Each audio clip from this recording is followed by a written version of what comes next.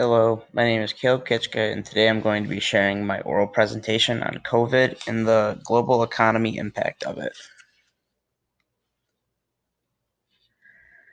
So, for my research question, I decided to analyze the economic impact of COVID 19 globally and how some countries were handling it better than others, as well as how we combat it.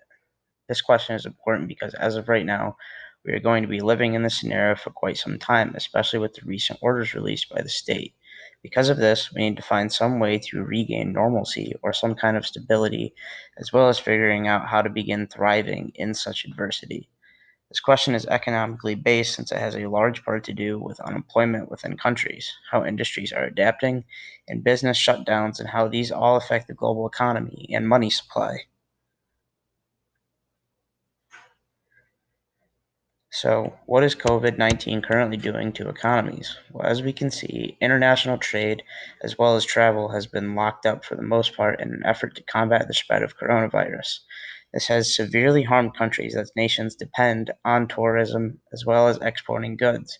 Vietnam is a prime example of this, as their economy is built strongly around their ability to mass produce various furnitures, shoes, garments, and also rice, Vietnam being the third largest producer of the crop.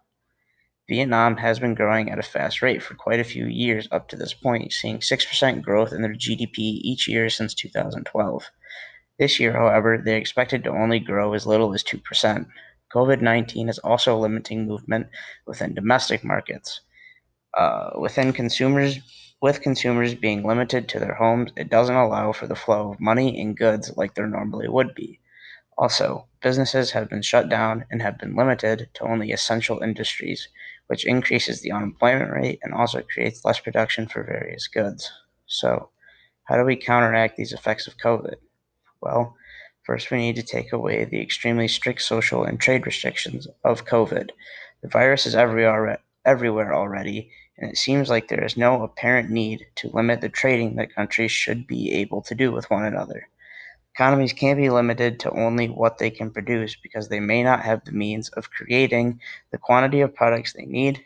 Their economy should be dependent on these interactions, and because in the long run, economics teaches us that trade makes everyone better off. Also, decreasing the amount of social restrictions consumers face will allow them to continue the free flow of money and exchange of goods within domestic markets.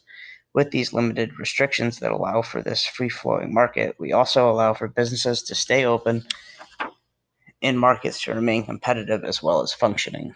These markets are important to organizing a nation's economy. We can see in places like Vietnam with limited social restrictions that while the economy is still dropping in terms of rate of growth, it is still seeing that same overall growth. It is also true in many places with limited social restrictions. On the other hand, governments can also provide what is called a physical stimulus, um, which is either an increase in government spending or a cut in consumer taxes. But it is generally a combination of the two. In this instance, it would take the shape of free COVID testing, expanding hospital capacity, and assisting those that are unemployed.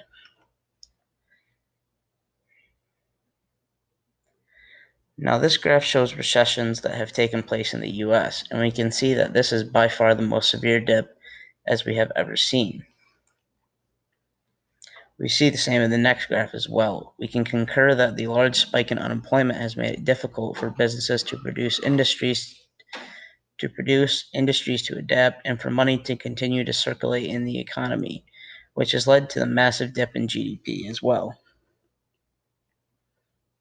This question is difficult to answer, however, specifically because we still know so little about the virus and because we haven't really faced anything like this.